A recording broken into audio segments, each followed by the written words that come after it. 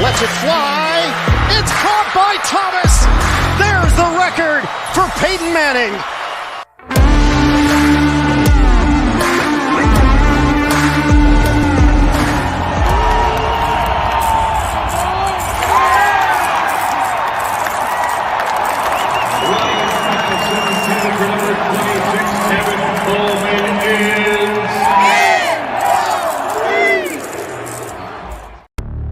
This is our legacy. The stories that we're forever remembered by. The moments that are shared. The history that's been made. You see, here in Bronco country, we know what's expected of us. We've been to the mountaintop before. And we sure as hell ain't going to accept anything less.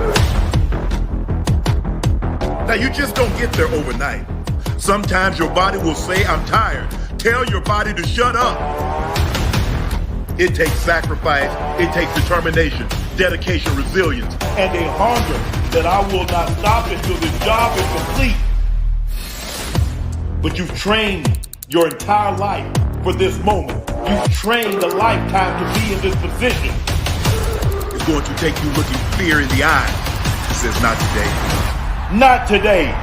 I fear nothing. That's what makes getting to the top sweeter, because you trained a lifetime for this moment, and this moment is now. The stage is set. The nation is watching. The time to rise to the occasion is now. Let's go, Broncos. Let's go, Broncos. Let's go, Broncos. Hey, welcome everybody to the neighborhood.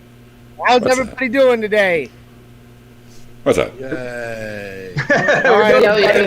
Welcome to the neighborhood. It's our weekly pregame show before the Denver Broncos go stomp their opponent, right?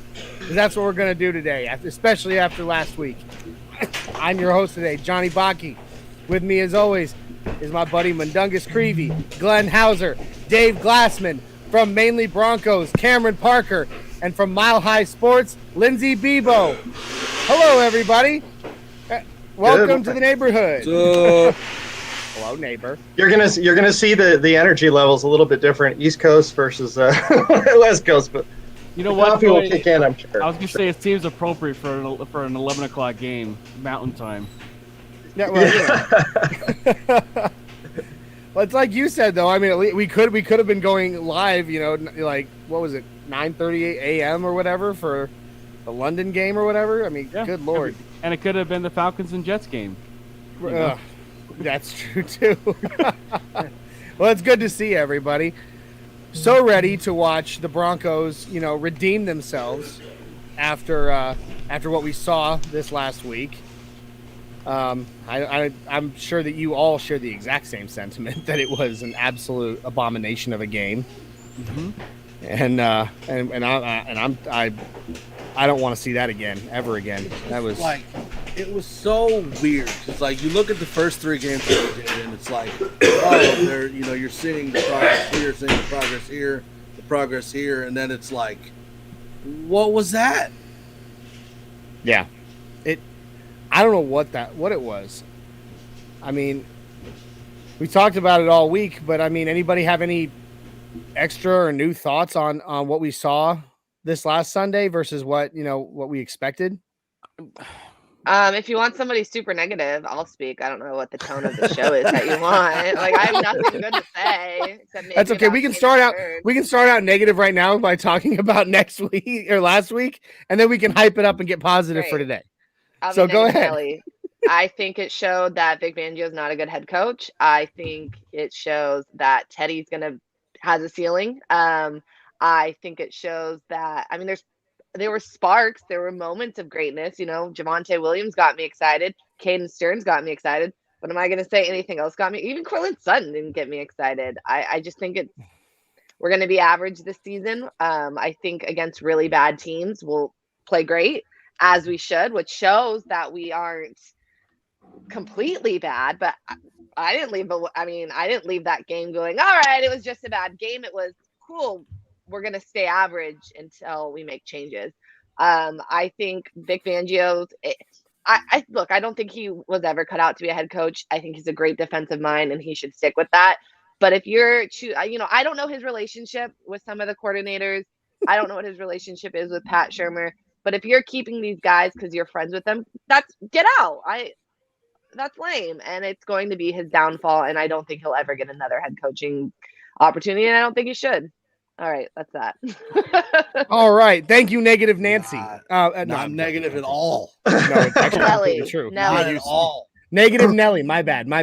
No, but I mean, you can't really disagree, though. I mean, while I love having Vic Fangio as a coach, just because of the defensive mind that he's got, like there's so many things that you see where you're like, well, why didn't you call a timeout? Or why did you call a timeout? Or why are you not doing this? Why did you change it? It's just like there's so many things that are changing that don't need to change, or so many things that continue to be wrong that should have been fixed already, that it's starting to get annoying, or is already annoying and starting to really piss me off.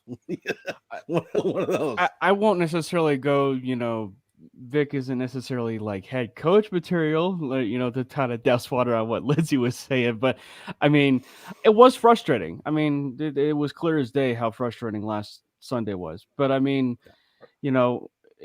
for my sake, we touched a little bit about it on our podcast about, is this Denver Broncos team, who we thought they were. And I mean, to a certain extent, yeah, they are who we thought they were. But to that level, we touched on, the Baltimore Ravens are who we thought they were, because there's so much talk about, the Baltimore Ravens, they're beatable, myself included in that. The Baltimore Ravens, they're beatable, and they were.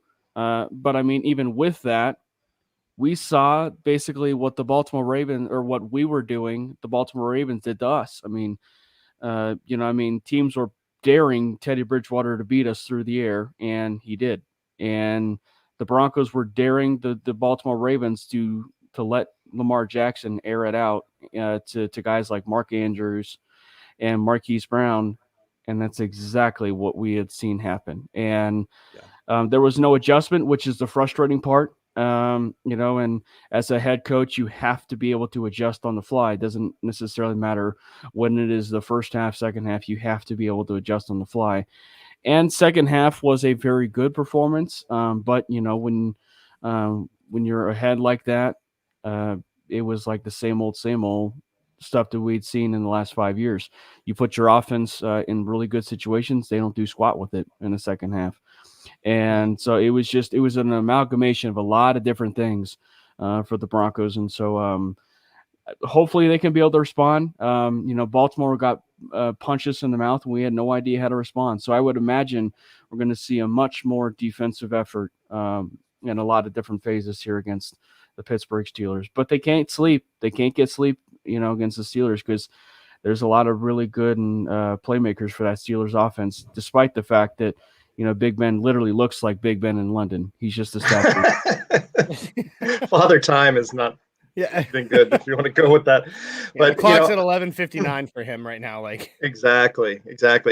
Just to weigh in on Vic, I think we should personally give him a couple more games before we grade his performance this season. I know, Lindsay. I knew that was coming. Actually, I thought there was another gesture that was coming. But not on this show. That would be Bree.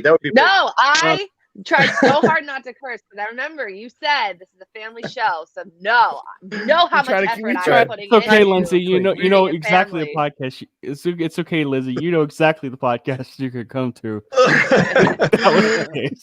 So, because I think a lot of the decisions last week, including not taking the timeout and some of the other decisions, were made solely on the fact that they were going against Lamar Jackson. So I'd like to see what some of the decisions are this week. I mean, the Tom McMahon thing, I mean, this is the standing headline of all time. I mean, what is going on here? I mean, just continuing to just be a disastrous part of the game. I mean, he can't take credit for Sam Martin last week, but I mean, these returns, not setting us up in good position. I think it's tough. Another thing that I learned from last week is that our backup quarterback situation is not as solid as I was excited about. Thinking that if something happened to Teddy, which was bound to happen at some point. I wasn't expecting a helmet to helmet, but that didn't get called. We may have some struggles with Drew unless he can snap out of it a little bit. Well, and this is the thing I don't understand. Like, so the hit against Teddy, he got fined, but the hit against Deontay Spencer didn't, which didn't make any sense because, like, I understand it's the head and the face of the quarterback, but the Deontay Spencer hit was so much worse. It was so blatant. It was so obvious. I don't understand why he didn't get fined. Yeah. I mean, there was two. I mean, there was two obvious hits that did not get called in the Broncos' favor, but I don't know. I don't know what to think of that. I mean, do I want to sit here and jump on the conspiracy theory train that it's a bias against the Broncos? The NFL refs are biased against the Broncos. I don't know. It's okay. In Denver, they're biased against the Broncos in Denver. Yes, it's okay. If there was a true bias, they are. If there was a true bias, it was in that Michigan and Nebraska game last night. Let's just be honest. Yeah. Ask Mike all about that. Yeah. I was wondering when Cam was going to mention Nebraska. Yeah. All right. So jumping in the comments just real quick, because I want to say hello to all of our awesome fans and friends. Landon Clark, the Whiz Kid, says hello. Ronald Samples says it's game day. Let's go get the dub. Steven Johnson. I don't know if I recognize Steven Johnson's name. So if so, welcome to MHRT, Steve. Give us a like, subscribe, share, brother. We really love to have you around. All right. So he says, hey, what's up, guys? Denver Broncos for life. Savior G's in the house saying hello. And I think for the negativity for Lindsay, he says, who's dying? No, someone was coughing. My soul. Okay. That's dying. EJ's in the house. What's up, Broncos country? Beat the Steelers. We got our buddy Avatar. What's up, Broncos country? Avatar. And then to commenting on some of our talk so far, Ronald Sample says Bangkok doesn't care about the offense. He just cares about the defense. That's not. You're not. I don't find that to be an accurate statement. I mean, like he just put Vic Fangio doesn't care about the offense. Was that like a typo? Vic Fangio did an autocorrect from Vic Fangio to Bangkok, because that's an interesting autocorrect. Yeah. I was trying to figure out what he meant by Bangkok. I mean, I mean, I'm guessing he'll also throw special teams in that mix because I mean, that's true. So I mean, special teams makes me want to gouge my own eyes out since we're talking about the month of October. EJ asks, can we run the ball consistently against the Steelers defense and control the time of possession? I think that's going to be the. We talked about it with George when he was on with us on Thursday. I almost wonder if this is going to be like what we had seen with like an NFC West former game, like just running the football, control the clock. Actually, hold on. Let me rephrase that. Actually, running the football, and like actually saying from Pat Shurmur, I love running the football. And actually going out and doing it. I'll believe it when I see it. I mean, yeah, I do think that the Broncos do make a steady effort to run the football and divvy up the carries to Melvin Gordon and Javonte Williams. So, yeah, I do think that we do see a more concerted effort. And then for Pittsburgh side of things, they're a little bit more – I don't know what they'll do, because, I mean, they do have a lot of playmakers, with Juju and Deontay and obviously James Washington is out. But, I mean, you got Najee Harris, that has clearly shown that he can catch like 1,500 balls in a game, with 15 receptions. So you can catch 1,500 balls when there's only 72 snaps. That's incredible. I mean, the thing is, it's like I would imagine both teams to be running the ball and relying off that defense for both sides. So I do think that we do get a much more consistent running game, especially since two of our starting guards are expected to play today. Just seeing in the inactive list, Graham Glasgow is not on it. Dalton Reisner is not on it. But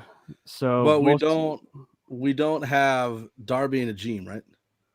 Darby was the surprising one because then considering I believe they just activated him, but yeah. Yeah, I was gonna say they activated him, but I guess he's not gonna dress out or something today, which is fine. I mean, if you want to hold him out one more week, that's okay. Glenn, you have a promise here from Avatar, promising he will no longer give you any false information. That was weeks ago, but we get an apology every day. Yeah, you better not. Jerry Holland jumps in. When is Avatar going to actually get an avatar? Hi, Jerry. Yeah, right. And then he also says, and Lindsay. Oops. Oopsie. My bad. He said 100% was like ready to call him out. So. Right. Yeah. So there you go. So let's talk a little bit about the AFC West. We don't, normally at this time we would be giving like game scores, but when we have the early game, we really can't because there's really no games going on. It's 20-3. Falcons against the the Jets. Against the Jets in London. 29. All right. So there's one score we can talk about in the Falcons Jets London game. The crappiest game of the week. There's one score to talk about. It's I don't know if you guys saw Mina Kimes' tweet. She was like, I don't know. I don't remember exactly, but she said London gave us Adele and I'll just say Idris Elba. That's not what she put, but I love him. And we're giving them the Jets-Falcons game. Wait, is he tall enough for you, Lindsay? He is 6'3", so he's a little dainty. It's a little small for you. He technically makes the cut. Yeah. Miss Lindsay, if you're not tall enough to be an NBA center, don't even bother Bebo. Sitting over here 5'10", all inadequate and everything. Yeah, but I bet. I just saw Mike sit up in his chair though. Yeah. No, but Mike, are you married? Yes. Yeah. See, you have a happy domestic so it doesn't life, matter. and I have a dumpster fire dating I have a domestic the real winner life. here. Oh my gosh! Don't let Mandy hear you say that. I think she's still asleep. You're lucky then. Mike's wife just had their 6th child. Yeah, so. I know. Really, like 2 weeks. There's no happiness going on right now. There's just no sleep. So we're living I lose my mind over 3. Dave, how many do you have? Deuces. That 2. And Glenn, you have 2. Children are Cameron, the future, but I'm not having any. I don't remember. Do you have kids? I'm not even. I'm single. I'm living that single life, man. I have 3. If I have a kid, I'd have a few questions of my own. 3. And I have 3 myself, and that's enough for me. Mike, you keep your 6. I have 3 twice. That I was in life. Yeah. You've doubled me, and that's cool. I'm not gonna try to catch up. You're good. You guys are welcome to borrow one at any point. Oh no, I'm good. I'm fine. I'm good. Mike will drop them off, and you'll never hear from him again. Except Landon. He's the crown jewel. You can't have him. Yeah, Whiz Kid. Kid's the crown jewel. So far, he's the only one that's listening to the show. That's why there's not a lot of promise in the other 5. So we'll see. Poor butt chungus. Anyway, back to the game. Back to the games. Back to AFC West. So we've got the Bears. The Raiders are going to take on the Bears at this afternoon. I mean, pretty well. What does everybody predict for that game? Because I'm pretty sure we all predict about the same. Raiders. Yeah, Raiders are going to destroy the Bears. I don't know about destroy, but Bears. Just to be the odd man out there? Yeah. Mike? Okay. I agree with Cam. I think it's gonna be closer than we all think. I would love if the Bears managed to upend the Raiders before the Raiders come into Denver next week. Oh, it would be great. Justin Fields is going for 505. That's what's gonna happen. And Broncos Twitter will then explode. Are you asking your magic 8 ball below the desk? Will it be over 500 yards? 505. Yes. Yeah. Ask again later. All right. So we got the Bears versus the Raiders. Then we have this afternoon is the Chargers versus the Browns. That's going to be an interesting game. Yeah. Mm-hmm. Like those are now. But oh my gosh, what the heck is Mayfield's hurt, so I don't know. Yeah. Labrum shoulder, I want to say, is what he's dealing with. But it's something he's played with. But obviously, that type of injury can be something. He didn't look good last week. Right, but it's also with it, but he didn't look good. Yeah, but it's something that absolutely can linger, and we all know that Brandon Staley's got the defense playing with the Chargers. So I would not shock me if the Chargers won. Do they have Odell back yet? I think they do. Yeah. Okay. So all right. So predictions for Chargers versus the Browns. It's hard to predict against the Chargers at this point right now. Yeah. I will say the Browns defense, even though we do play the Browns defense is coming up this year. The guy that I had wanted, one of the few guys that I wanted in the draft, Jeremiah Owusu-Koramoah is absolutely balling out in Cleveland. Yeah, he's doing amazing things up there.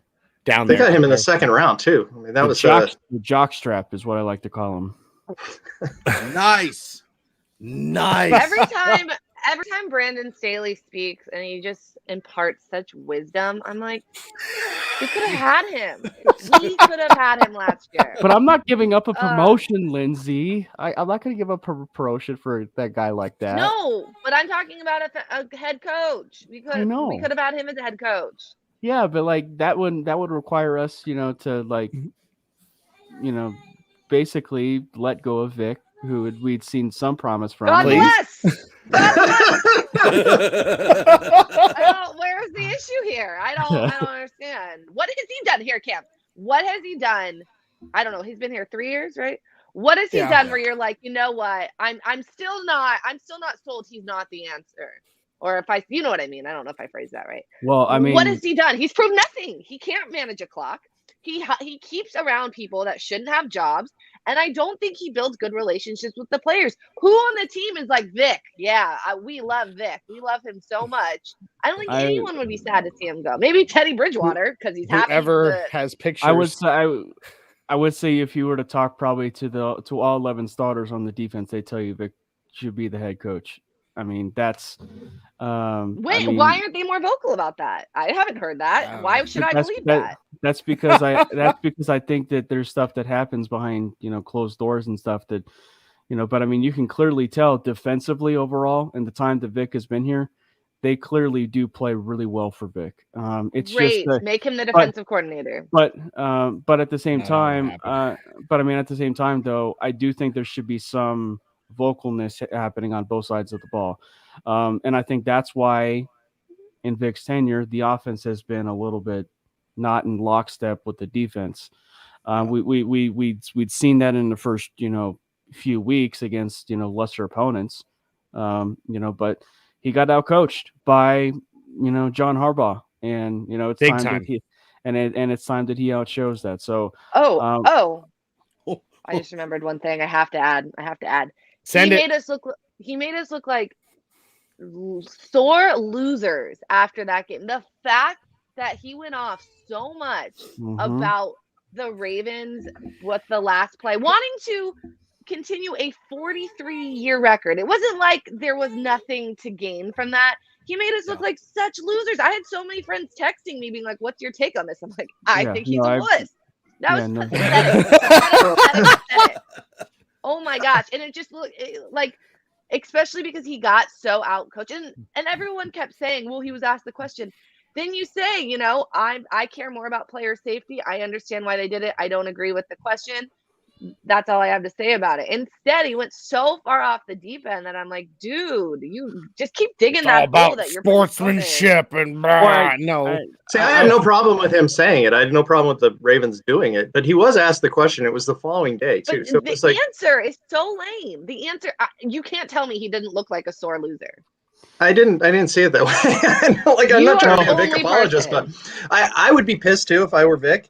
But I would add the part where, I can understand why that record was important to them, and it's something that's one other team has accomplished, and that was a team 50 years ago. I get it. So it's he should have added that, but I have no problem with him essentially defending his team, because I mean, if you saw the footage on the sideline, they were all ripping mad. I mean, Shelby Harris was absolutely out of his mind. So I guarantee you, if it was the other way around, they would have done the play. So they would have, but the point is, it's not your team, so you don't care that if you would have done the same thing in the same situation. You wanted to protect your players ultimately. The one thing that I was going to say too is, there was also a lot of emotions in that game. And and so I wonder if, for one, I don't necessarily side with Vic in that regard. I mean, it's in essence kind of like Cam Newton and the whole celebration thing. I mean, like, if you don't like it, shut him down. Like, stop it. Like, but at the same time, there were a lot of emotions going into that game. I mean, Teddy Bridgewater got concussed and should have been called a penalty. Deontay Spencer got a hit in the head on probably a more blatant hit than what was Teddy Bridgewater. So there were a lot of emotions even riding from that alone. So when it just kind of boiled over. So it just sort of boiled over. And that happens in games. Like, you get things that boil over that you reach your tipping point, and something like that and something as small as that, can spill hot water on your feet, and all of a sudden you're a raging maniac. You can only shake a bottle of soda up so long before the cap just explodes off the top, So, all right. So let's get back real quick to the last AFC West game besides ours, which of course is the Bills versus the Chiefs. Bills. I think the Bills win. Honestly, I do too. I choose no AFC West team other than. Also, I don't like picking the Chiefs. I really don't like picking the Chiefs. No, but honestly, I just think, like, what the Bills have done and what the Bills are doing, they're just, I think all around right now, they're a superior team in my opinion. They're also they're also hitting on all cylinders the last few weeks, like putting up a 40-point burger against Washington, and then basically doing the exact same thing against the AA NFL team in the Houston Texans. What are you laughing about? AA. That's fair. In the comments, Landon says, or WizKid reminds us that Bridgewater and Sutton are both active for today. So that's something to be excited about. Let's just hope that they continue that. Let's hope that's not too soon for both of them. We'll see, I guess. Ronald Samples predicts that Justin Fields gets his first win in Chicago versus the Raiders. 505. So, and Jerry Holland agrees with Lindsay on her take on Vic. As he should. I think so. As he should. She's not biased at all. No. I mean, it was her take. I mean, if it's your take, you got to stick for to sure. it. You better defend it. Right. If Jerry is 6'6", Lindsay's in love. He's agreeing with Vic, and he's tall. Oh, that's hysterical. Okay, so WizKid back in one more time. Talking about the game yesterday. One thing we learned yesterday is Spencer Rattler sucks. He got rattled. He got rattled. Yeah, he did. He really did, and it was sad for him. So we've gone through the AFC West. We've talked a bit about last week's game. I think it's a good time now to preview Broncos Steelers, and then we can discuss it. So here we go. The Denver Broncos head east this week, heading to Pittsburgh to take on the Steelers, who don't feel quite like the Steelers teams we're used to. Oh, he lost the football! It's on the ground! Ben Roethlisberger is now on a 4-game streak without cracking 90 on the rating meter, hasn't had a game where his yards per attempt was over 8. 3 of his 4 outings this year have been under 6. There's nothing better to say than just not a great decision. Stokes coming down with it. He did get Deontay Johnson back, and he at least provided them with a wideout for Ben to throw to instead of a running back. Goes down the sideline deep, and it is caught! The touchdown to Deontay Johnson. But 7 and Juju are a mess. 8 targets last week, only 2 catches for 11 yards. Here's Ben down the middle. He threw behind Smith-Schuster that time. Just not yet. Ben also keeps getting sacked. 2 more last week. He's been sacked at least twice in each game so far. As Berger goes down, he is sacked for the second time today. And Denver has a knack for the sack. 3 more last week, along with 8 QB hits. That's 11 sacks in 4 games for Orange Crush. Here comes the pressure. Jackson is sacked. Von Miller and Caden Stern. Now, about their pass defense. Had been really good those first few games. There's another pick. This is off a deflection. But then they go and give up over 300 yards to Lamar Jackson, known, of course, for his legs more than his arm. Jackson has time. Now he's taking a deep shot. Brown is down there, and he's The Steelers haven't run all that much and haven't been great when they have, but Najee Harris is coming off his first game rushing for over 4 yards a carry. And this is Harris. Najee Harris able to break it through a little seam and bust ahead for a first down. He'll have trouble matching that performance against Denver, though. They have been brutal against ball carriers, even stopping Lamar from getting loose too often against them last week. Jackson keeping it himself.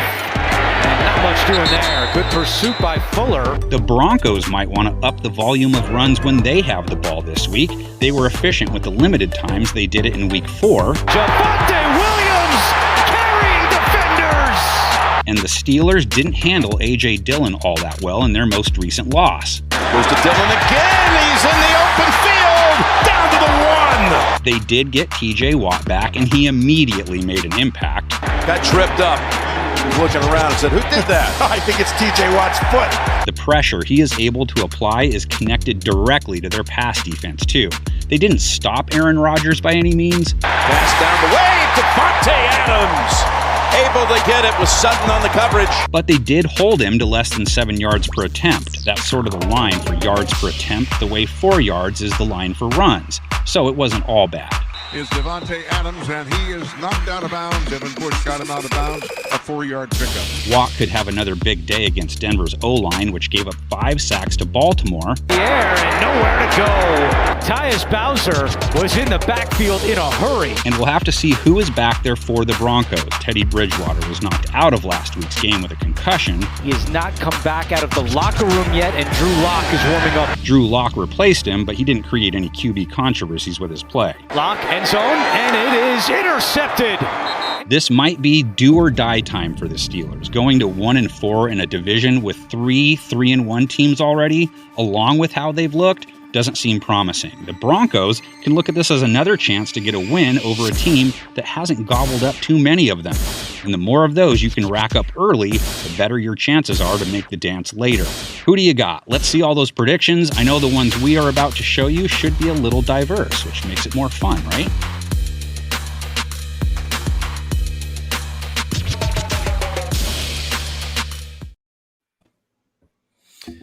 All right. So Broncos versus Steelers. What's Three up? takeaways I got from that video. The Steelers can't stop the run. The Steelers can't run. And Ben Roethlisberger can't throw. Those are the 3 things that I got from that video. Instantaneous. Instantaneous. Right. Yeah, just a boom, boom, boom. The Steelers offense. You know, they have the worst ranked rushing defense, and it's like a 10-yard gap in between them and the Patriots are 31. I think it's 55. Okay, so they are tied for the worst against the run. No. Their run game is the worst. Oh, okay. In the league. Okay. So they're averaging about 55 yards, and I believe the next one above them is the Patriots, who are at like 65. So it's a big gap. That's yeah. I mean. Okay, so let's talk. Let's discuss Broncos versus Steelers. Like, what do the Broncos, first of all, let's just say it. What do the Broncos need to do differently? Like, absolutely differently, not just like the obvious ones from last week against the Ravens, not the Ravers. Ravers. Good Lord. The Ravers. The Raiders or the Ravens. Sorry. What we did last week against the Ravens. What do we have to do differently this week in order to ensure a win? Actually run the ball. Yeah. You said obvious, but I mean, it starts there. But it starts there. They have to run the football. And then nothing made me, since it's October and I talked about gouging my eyes out earlier. I mean, I nothing makes it appropriate as far as gouging my eyes out than seeing that little banner in that, preview video of seeing 6 yards per carry of what had happened last week. And Sherman not sticking to running the football, and then with that, I would just say whenever he does call play action, don't call play action into a pass rush. I think that was, even when Drew Lock was in the game, that was really frustrating, is that when he would call a play action, it went right into the pass rush of the Baltimore Ravens. And on the flip side, stop TJ Watt, for the love of God. Please stop TJ Watt. I mean, I'll be completely honest. Garrett Bowles has clearly proven to be a really good left tackle. He's had a good year He had a rough week last week, though. But he's had a pretty rough go of it this year, and also Bobby Massey had a worse day last week, and so I think for, you know what, I would not be shocked at some point. I don't know if it's this game. I don't know if it's in future games. Glenn, I think you might have talked about it, or we talked about it a little bit here, but I mean, of seeing a dual back system with Melvin Gordon and Javonte Williams. If there's struggle with pass protection, Javonte Williams has already clearly proven that he's like a third left tackle or right tackle on this football team. So just having him on the field as extra protection with, say, like a guy like a TJ Watt, you know, and stuff like that. I mean, I don't hate it. I don't hate the possibility at all if they wanted to certainly go that route.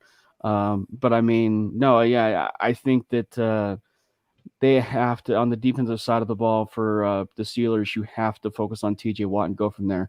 He's a lot better than his brother already in his career at this point now. And I mean, he's gonna be a problem. That's saying a lot. Yeah.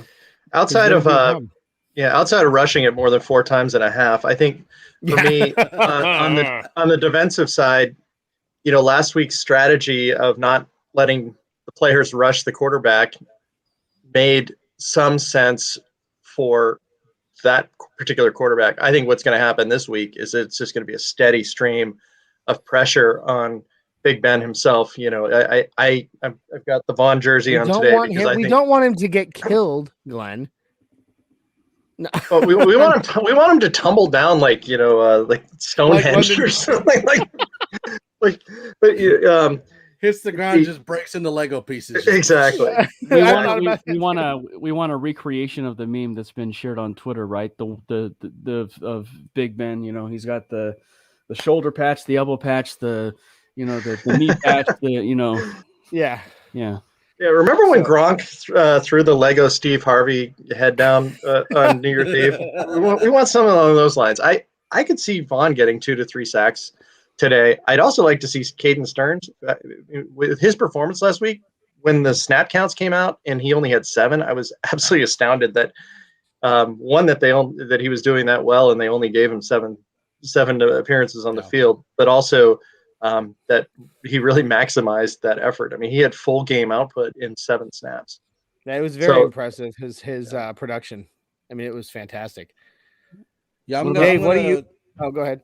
Well, I'm going to kind of piggyback off of what Glenn said, because I mean, there wasn't really a pass rush, but at the same time, like, you kept having the safeties getting burned over top or not knowing what's going on. Yeah. You were having some issues and breakdown in coverage with the linebackers. So, I mean, you could definitely see that the game plan defensively was different against Lamar. So he demands that respect, but at the same time, like, Denver needs to go back to the defensive identity that they had through the first 3 games. And play their Isaiah and I ball said that instead of somebody else's ball. Yeah, Isaiah and I said that the other day. The Denver defense completely abandoned its identity, its defensive identity last week in an attempt to stop that run, that rushing attack that the Ravens brought. But as a result, we saw exactly not bringing Roethlisberger. Big Ben's not bringing that. Dave, what do you think? What is your biggest key that you would think would be that the Broncos have to accomplish today to win this game? The running game, back to clock management. What won us the first 3 games was clock management, and it's made me think this game is going to be lower scoring than I originally thought. I think if their running defense is that bad, we're going to own it. Javonte will have a great day. Melvin should play well as well. Not worried about Ben beating us like Lamar whooped us. Yeah. Lindsay, what about you? I would love to hear your key, what your number one key to winning this game is. I think my number one key is I go back and forth. So I'll just say, we kind of touched on it, but I think stopping TJ Watt. I mean, he's only played in 3 of the 4 games. He already has 5 sacks, but just from a safety position, I mean, we are already hurting. look, and I tweeted about this. I'm not a doctor. I don't know anything about concussions. I just know they're scary, and it does scare me anytime someone gets a concussion, can't come back in the game, and then by Thursday, like, no, don't worry, he's fine. TJ Watt gets to the quarterback, like one more hit, and the more concussions you get, the worse it gets. So all it could take is one more hit, and Teddy could be out for a long time. So to me, I mean, just from I guess that is the key to the game, because you have to protect your quarterback. You want to be able to run the ball. But also just from a long-term standpoint, like keep TJ away from Teddy. We have enough injuries as is. That I really like that point, Lindsay, because it's something that I've talked with some people before, because it's just like, I mean, I get it. I mean, he was limited at times in practice, and then official full time on Friday, and then thus getting cleared, this morning, if you will, for the game. That's my worry for Teddy. Because one, his helmet can't stay on, and two, and two, he will have to protect himself better. But what I also don't want to have happen is him to get, tentative with the way that he's been able to play quarterback, and a lot of that meaning from his concussion. So I don't want him to lose the type of playmaking ability that we had seen outside the pocket, inside the pocket, from what we had seen in the first 3 weeks. Like, I don't want him to lose that, because that has really shown to be the efficient side of this offense and the explosive side of this offense that's going to help push you over the top and be that playoff team. And when you do play Baltimore again, you can do those things. And I mean, it's been shared. I do think if the Baltimore Ravens and the Broncos played again, it would be a much better showing. I firmly believe that. But it's just like, to agree with your point, Lindsay, I don't want to see a tentative Teddy Bridgewater because he had the concussion, because that can happen. I don't want, people to be like, oh, wow, Teddy Bridgewater's coming back. This offense is going to be humming this, and stuff like that. Like, it's obvious to do that because we drink the orange Kool-Aid and everything. But I mean, it's just like, I don't know what you're talking about. I have beer. And to flip it to the other quarterback, kudos to Cody for tweeting this. I don't want us to get sidetracked that if Big Ben Roethlisberger throws a 40-plus bomb to Deontay Johnson, to not lose sight of that, because that is still an MO for Big Ben. Mm-hmm. And he still has, and even though he's been a statue in the pocket, right? He's still, as long as he has a pocket, as long as they hold a pocket around him long enough, he can make that throw, and he will make that throw. And so because of that, I don't want us to be like, oh, there it goes. The Broncos gave up another, deep throw, time to, basically put ourselves into the Arkham Asylum and just go crazy. I mean, Batman reference. Awesome. So I don't want for our sake to look at Teddy Bridgewater and be like, okay, yeah, he's going to get this team humming, but with the concussion, you don't want it to be tentative at all. Well, I mean, coming from a military standpoint, from my point of view, I served with quite a few people that suffered, traumatic brain injuries. I was one of them. We got rocked by explosions and stuff, and I saw several people who got returned too soon. And some of those guys are pretty messed up as a result. I mean, I've literally witnessed it firsthand. So I agree with y'all that we need to be very careful. Like, I'm excited to see Teddy back on the field, but at the same time, like, we have got to make sure that one, he's actually ready, and that two, that we don't allow him to get hit too many times, because once, that kind of an injury, that is not something that heals quick, and he is very susceptible to it again, and it could be a lot worse. Well, I was going to say, I know it's gotten better. I know the NFL has gotten stricter, but it at one point it used to be like, hey, are you good? And they'd be like, yeah, no, I'm good. Okay. Well, I mean, let me reference Terrell Davis.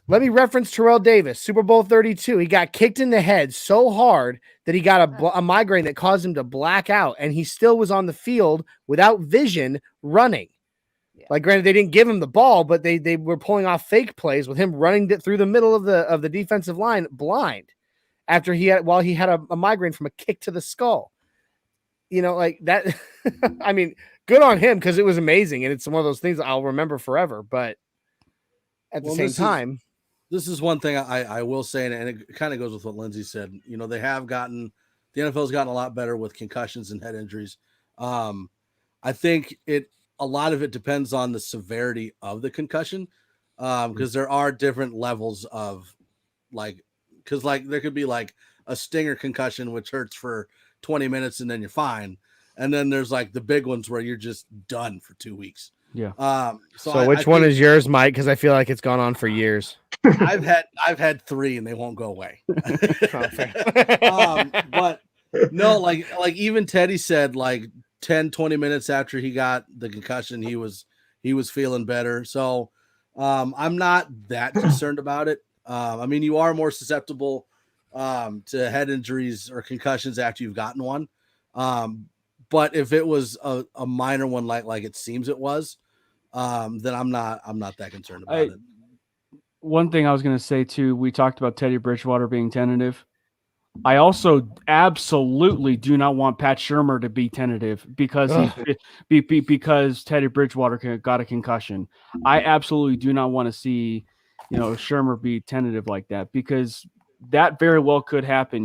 He got a concussion, so we're just going to limit the amount of play action. We're going to limit the amount of, times he's rolling out of the pocket, that kind of thing. I want Shurmur to still stay on script. Like I don't want, just because you've seen it to where Teddy Bridgewater got the concussion. I don't want it to be like that, because we saw it with Drew. We all love Drew and whatever, but it's just like there was clearly as night and day that huge discrepancy between both of them. And still, whenever Shurmur was rolling with Drew, he was still rolling into that pass rush of the Steelers, or maybe Steelers. Maybe I'm talking, predicting something. I don't know. But I mean, Cameron has no sleep, so he's not sure what he's doing right now. I have not slept. I have not slept. I'd bet anybody $50 that next season Drew goes somewhere, kind of like a Mitch Trubisky situation, where he goes to a decent team, knows his role, but is happy to be there. Guarantee you we get this quote: "It's just nice to be somewhere that I'm appreciated." Guarantee you we get that quote. Happens all the time. That happens all the time. Yeah, 100% it's happening. So I know he had a crucial drop last week, but what impact, Cam and Lindsay, do you think that the loss of Albert O, if any, this week will have on the Broncos? You go ahead, Lindsay, first, if you want to. I'll let you go. I hog the mic too much. You go. I think that this is where Noah Fant will have to step up. Big, and I mean, Noah Fant, he's clearly shown that he can be the guy. It's just, I think for the offensive sake too, there's got to be some design plays for him, and I think that, as it was a little bit of like walking on, quicksand and stuff like that, or just walking, with that screenplay that they ran. I think a lot of that comes with the reps that you're given. So as those types of things grow on you, you're going to see a much better type of Noah Fant. So I think that, frankly, I'm fine if they go and they do exactly what they did in the first handful of weeks last season, which was make Noah Fant a huge focal point of the offense. And when that particular thing would happen, he'd be like Steph Curry for a game. He'd have 100 and some yards in the first half. And then, cool, we'll just, advertise Jerry Jeudy, Tim Patrick, and, whatever. So, I mean, it's just Noah Fant's got to come up big, but I do think that, the Broncos will have to still utilize those tight ends and Eric Saubert, and stuff like that. So I think who's been balling out himself anyway. But yeah, they have to advertise Fant more. This is why I let Cam go first, because he's not gonna like my answer. So I obviously there's going to be a huge emphasis on Noah Fant. That goes without saying. And 2, just from a personal standpoint, I want to see Eric Saubert ball out, because I don't know if you guys know this, The Jaguars let him walk and then signed Tim Tebow, which is just so embarrassing. Like, somehow more embarrassing we've talked about than it. Urban They should Meyer's never have video. caught, by the way, they should never have caught Saubert. No. And so was I a want to that was see a huge him mistake. fall out. I want to see today 100 yards, 3 touchdowns. Like, I am all in on Eric Saubert. Yes. Simply for that reason, but also he looked great in the preseason. Don't get me wrong. Also, he's tall. I was just gonna say, how tall is he? He's I don't know 6'5". that. So he's right there. He's right there on the cusp for Lindsay. So is someone gonna then Photoshop Salbert in front of Urban in the bar? Like, Oh my god! So, I want to jump back into the comment stream real quick because we've kind of got some built up before we make our kind of predictions and hot takes. So Jerry Holland came back in, and in terms of the comment initially of Lindsay would, might love you if you're tall. He said, "I'm not making the cut." EJ says, "I agree with Lindsay on everything." On everything. So there you go. And then let's see. We got Rich came in the house and he says, look, I think he's talking about Lindsay's couch. He says, look, it's the therapy couch. Couch. And we also have we have your favorite 6'10" Mexican in the house, Lindsay. Saludos, everyone. Steelers are going down today. Avatar's back in the house saying the offense needs to do more 2 tight end packages instead of 3 wide receiver packages. I agree. I think there could be a pretty healthy balance between the two to make it work. Which goes to the running game. I mean, yes, if they're going to go to a heavy dose of the running game, that's exactly what you would see. I just wanted to see more like bootlegs and play actions. And agreed. I was going to say, I want to see screens. I want to see some screen passes. Come on, man. With the guy that has a concussion, not a bad idea. I'm just saying. Now this one's a little dark. I feel like Lindsay might have It's October. It's October. We'll give it. Yeah, he might have channeled a little bit of Lindsay and Lindsay's negativity on this one. EJ says, I want our defense to terrorize Big Ben today with sacks galore and force him to announce his retirement after the game. I mean, to be fair, I was going to say, to be fair, we're not playing at home, but the name of our stadium is Empower Field at Mile High, and Empower is a retirement company. I would like him to announce his retirement during the game. So that's takes off his cleats, hands them to the water boy, and just walks away. It's your turn, bud. It's your turn. I feel like that's a scene from a bad Disney movie. Would anyone be terrified if Mason Rudolph started the game? I mean, I don't even think it's gonna be Mason Rudolph. I think it would be like Dwayne Haskins or Devlin Hodges, I believe, or something like that. If it is Mason Rudolph, just keep your helmet handy. I'm just saying. I think Hodges is gone. Dwayne Haskins, it says he's out. I'm looking at their depth chart. It says he must have partied a little bit too hard last night with Urban Meyer. Considering Ohio State. He said the potato skins at the place are delicious. Before we get to our final predictions and hot takes, Mundungus, your kid just got schooled by EJ. Yeah, I saw that. Wiz Kid says, is no one going to talk about how well Kyle Pitts is playing right now? And EJ says, who cares about Kyle Pitts? This is Broncos country, boy. I love it. Control yourself, EJ. Shoot, Landon also says, I hope we terrorize them so bad that Juju retires. Wow. Releases TikTok. All right. All right. So one at a time, we're going to go through and give final prediction score for this game. So I'm going to start with Dave. Dave, what do you predict is going to be the final score of this game today? I'm tempted to lower this because I just have a feeling this is going to be a low scoring game, but I'm going to stick with my previous, which was 24-13. Wow. All right. Dave says 24-13. And do you have any hot takes that you predict for the game? No. Oh, darn. All right. Cam, final prediction. Well, if you guys were listening to the Mainly Broncos podcast with George Stoya, at the end of it, plug.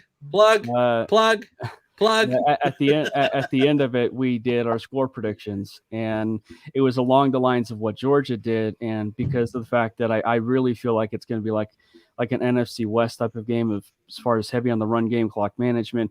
Dave talked about that with clock management. I do think it's going to be a lot closer than I think people think, even though it may. I think there will be a point in time like where the game itself may not seem like it's close because of maybe how the defense is playing. But I do think that it'll be close just based off the scoreboard. And so I think it'll be scoreboard-wise, I think it'll be 17-13. Okay, I'm sorry. You said 17 to what? 17-13 Broncos. All right. So one thing I was going to say, one thing we didn't talk about was the Broncos getting in late last night. Something. I don't even think I don't even think I actually saw that. So that's news to me, honestly. Yeah, they got in. What was it, like 11 o'clock? Yeah. They better have gotten some dang sleep. I'm just saying. Yeah. 11 o'clock game, not Stupid ideal. Weddings. So far, Dave predicts 24-13, and Broncos. Cam predicts 17-13 Broncos. So, Lindsay, what is your final score prediction for this game? So I had to go look and see because from High Sports, I write an opponent preview every week. Check it out. So I was like, wait, what did you put? So I put 2014. I'll stick with it. You said 20 to what?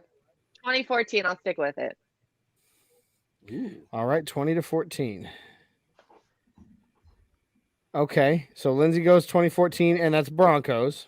So yeah. Oh, yeah. All right, Mundungus, what is your final score prediction for this game, my friend? 21-17 Broncos. 21-17. Glenn, what about you, my friend?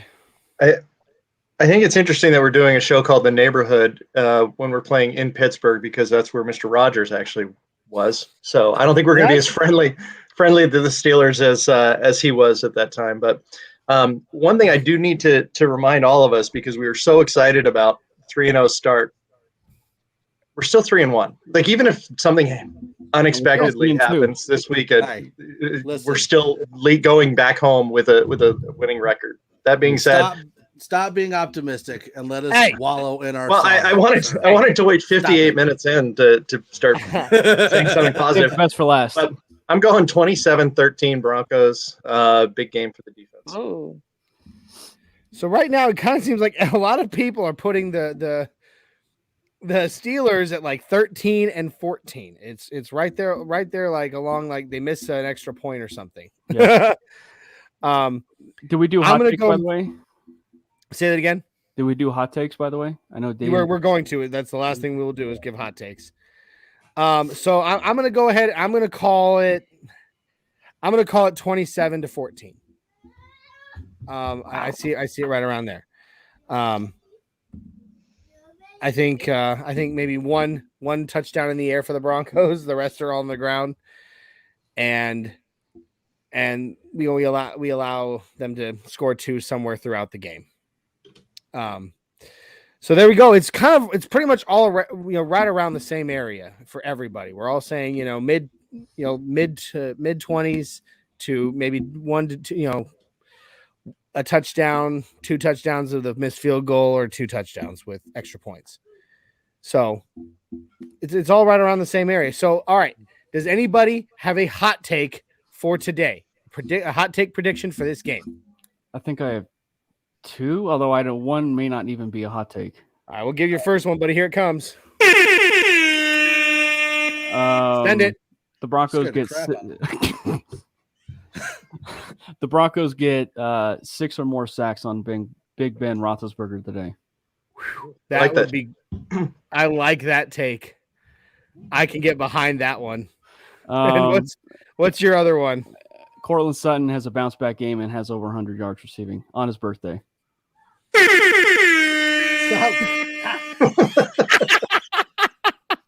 That's fun. I love doing that to you. I'm used to it by now. I know, right? No, I'm talking about Mike. I love doing that to Mike. All right, so I like those 2 takes. I mean, that would be great if Cortland Sutton can bounce back. I'm just a little bit worried. I know I'm a little bit worried about that rolled ankle. You look good, but I mean, if he's healthy to play, he's healthy to play. Amen. I just know that especially with the game last week against Baltimore, he did not play up to his standards. No, he did not. And anybody else with a big one for today? I got one. Take? I got one. This is the biggest hot take you can take. Get ready. Oh, here, I'll turn this down. You ready, Mike? Tom McMahon fired me. There, turn down. There you go. Nobody comes away from this game with a serious injury on the Broncos side. That's my hot take. That is the hottest of hot takes. I like that. And that's definitely a hot take I can get behind. Because that has not been the case all season. All right, Mike, your hot take. So I said it was going to be I was already talking over it. I was talking over it. I said it was going to be 21-17. It's going to be 3 touchdown passes from Teddy to Sobert. Use all 3 to Sobert? All 3 to Sobert. Ooh, that's a deep hot take. What about you, Glenn? Any hot takes? I think Javonte and Melvin each rush for over 100 yards. That's about as hot. I mean, that'd be incredible. 200 That's yards on the ground. I think your hot take is broken. Like, it's judging the quality of my hot take. It's like no, that's a great. That'd be incredible. 200 yards on the ground. That'd be amazing. You're doing something right when that happens. Literally. Amen. Amen. I'm gonna go ahead and I'm gonna give a hot take. I'm gonna put here. I'll hit it for myself. There we go. It sounds like it's throwing up. Yeah, well, so do you. Anyway, my hot take, I'm going to go ahead and give it I'm going to say that our 2 backup wide receivers that we've been rotating in, Kendall Hinton. I'm going to go ahead and say Kendall Hinton. I'm going to say that Kendall Hinton gets at least 4 passes for over 50 yards. You did not introduce him correctly. It's Hall of Famer, Sorry. Kendall Hall Hinton. of Fame Johnny. quarterback Kendall Hinton. My Gosh. apologies. So, all right. So that is our predictions for the game. That is our hot takes for the game. We are about 25 minutes. I'm actually a little bit disappointed in that hot take. Yeah, that was weak. That? Okay, Weak I'm sorry. sauce. So go ahead. Expound upon mine. I'm just saying, if you say 4 catches for 50 yards, you should like put a little, cherry on top, put a little sprinkles on top, and say touchdown. And a touchdown for the all right, fine. 4 catches for over 50 yards and a touchdown for Kendall Hinton. For Hall of Fame quarterback Kendall Hinton. It's got to be like 4 catches for 175 yards and like a team. I'm not going that wild, okay? I'm not going that wild. I'm not the guy who goes out and has 6 kids, okay? So anyway, does this qualify as a hot take that we don't give up any big special teams? Uh-oh. That would definitely qualify as a hot take. Even if we return it for a touchdown, it has been an absolute blast having everybly in the neighborhood today. The scores and the hot takes in the comments. Oh yes, all right, real quick. You're right. Good call. WizKid predicts 7-3. Broncos win. Hey, W. As low scoring as it can get there. Avatar predicts 27-17 for the Broncos. Ronald Samples, my Bronco gang brother, says 28-13 Broncos. EJ agrees 27-17 Broncos win. Big Ben is seen crying on the bench after the game. Hey, I see it happening during the game there, EJ. Then Ronald Samples amended his to 28-14, so they don't miss an extra point. Or they get 2 field goals. or two touchdowns instead of a touchdown and 2 field goals. Right. Avatar gives a hot take saying Andrew Beck will have a rushing touchdown. That's a hot take. That is a hot take. WizKid, hot take, Tim Patrick will have 13 plus catches. Wow. Not targets. Not targets. That's a lot. Yeah, all right. And last one we're going to give today is Steven Johnson's prediction, 24-13 Broncos. All right. It has been an absolute blast having everybody here in the neighborhood today. We love you guys. We love you, Broncos country. Please, if you haven't already, if you like what you saw, if you like what you heard, like, subscribe, share. All right. Hit that notification bell so you know when we go live, and you can go live with us whenever we do. All right. Do not miss our other shows. On Tuesday, we have Broncos Talk with a 6'10" Mexican and Richie Rich A, our brother up in Canada, 7654 on Facebook, YouTube, and Twitch. Then on Thursday, we have the flagship podcast, MHRT Podcast, also 7654. You got to know your time zones, y'all. 7654, Facebook, YouTube, and Twitch. Okay? You can also catch Nothing Rhymes with Orange and Blue on Fridays with myself and Pookie Knight, Isaiah Henderson. All right? 7654, Facebook, YouTube, and Twitch. You can catch all of our podcast episodes on audio anywhere where you find your favorite podcast, be it iHeartRadio, Spotify, Pandora, anywhere. You can find them. All right?